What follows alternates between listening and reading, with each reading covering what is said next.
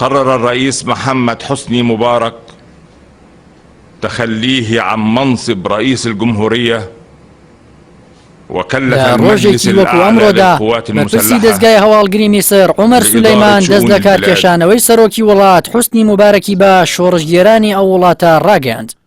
بەواش دەسەڵاتی 30 ساڵی دیکتاتۆرانەی مبارەک کۆتایی هاتوو قۆناغێکی نوێ لە ژیانی سیاسی ئەو وڵاتە دەستی پێکرد. لە درێژەی سەرکەوتنی شۆڕشەکانی بەهاری عەرەبیدا سەرکەوتنی میسر بە ئەندازەی گەورەی ئەو وڵاتە و پێگا جیۆسیاسیەکەی دەنگدانەوە و کاریگەری لە سەرهەستی گەلانی ئازادی خوازی ناوچەکە هەبوو. شکاندنی دیواری ترس بوو بەرامبەر دەسەڵاتی دیکتاتۆران. شکاندنی بێدەنگی بوو بەرامبەر بەو ژینگە داخراوەی کە گەلانی لە هەر هەناسەیەکی ئازاد بێبەش کردبوو.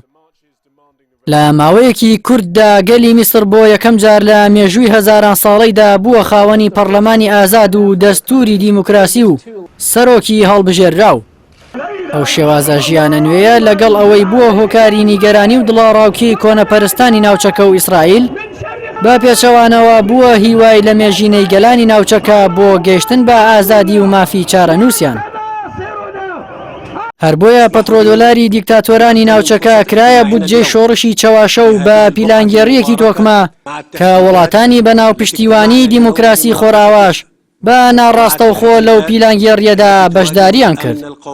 تەنانەت بۆ هاواهەنگی نێوان دەست و پەیوەندەکانی ڕژێمی پێشوو لە دەوڵەتی هاوتەری بوو نهێنی و ئەفسەرانی پەروەردەکراوی ڕێکەوتنامەی کامپ دێڤید و ئەلمانیا نەیارەکانی تەوژمی ئیسلامی لەگەڵ وڵاتانی خۆراواییدا دیبلۆماتی ناوداری ئیسپانی بێرناردینۆ لیۆن کرایە پردی پەیوەندیەکان لە دژی حکوومەتی سەرۆک محەممەد مورسی کە هەر هەمان دیبلۆمات لەلایەن نەتەوەی گرتوەکانەوە کرایە نوێنەری ئەو ڕێکخراوە بۆ دۆسیەی لیبیا. دواتر دەرکەوت ناوبراو مانگانە بەرتیری لە دەوڵەتی ئیمارات وەرگرتووە و بە قازانجی خەلیفە حەفتەر راپۆرتی بۆ نەتەوەی گرتوەکان بەرز کردووەتەوە. کۆی ئەو پیلانگێڕیانە کودەتای خوێناوی عەبدولفەتاح سیسی لێکەوتەوە کە هەر لە ساتەکانی سەرەتایدا هەزاران کەسی ڕاپێکی زیندان کرد و بە سەدان کەناڵی ئاسمانی و تۆڕی میدیای و ڕۆژنامە و گۆڤاری داخست و بە شێوەیەکی ترسناک مافی مرۆڤ و ئازادیەکانی پێشێل کرد. ڕژێمی کودەتای سیسی بە ئەندازەیەک ئازادیەکانی بەرتەسک کردووەتەوە هەر دەنگێکی ناڕازی و ڕەخنەگر بە خائین و تیرۆریست پێناسە و خاوەنی ڕاپێکی زیندان دەکات.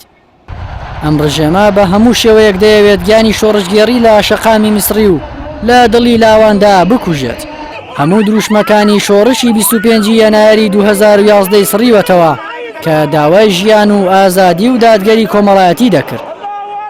بەڵام نەکسیسی هەر بەوە نەوەستا بەدەیان هەزار کەس بخاتە زیندان و بیان خاتە بەر ئەشکەنجە و پەتی سێدارە بەڵکو بۆ سڕینەوەی ڕۆژی مێژووی 25 کانونی دووەم کا ساڵ ڕۆژی هەڵگیرسانی شۆڕشە ئەو ڕۆژەی کردە ڕۆژی ساڵانەی پۆلیس. هەموو هێماکانی شۆڕش لە لاوان و سیاسیەکان ئێستا یا لە زینداندان یا هەڵاتون بۆ دەرەوەی میسر. بۆ ئەوەی دوا پێناسەی بەناو نیشتیمان پەروەری سیسی بزانین ڕۆژی سیویەکی کانونی دووەمی 2016 ڕۆژنامەی مەعاریفی ئیسرائیلی لە زمانی یوسی میلمانی پسپۆڕی بواری ئاسایشی و قەوارەیە ڕایگەیاند سەرۆک سیسی استراتیژیترین گەنجینە ئیسرائیلە.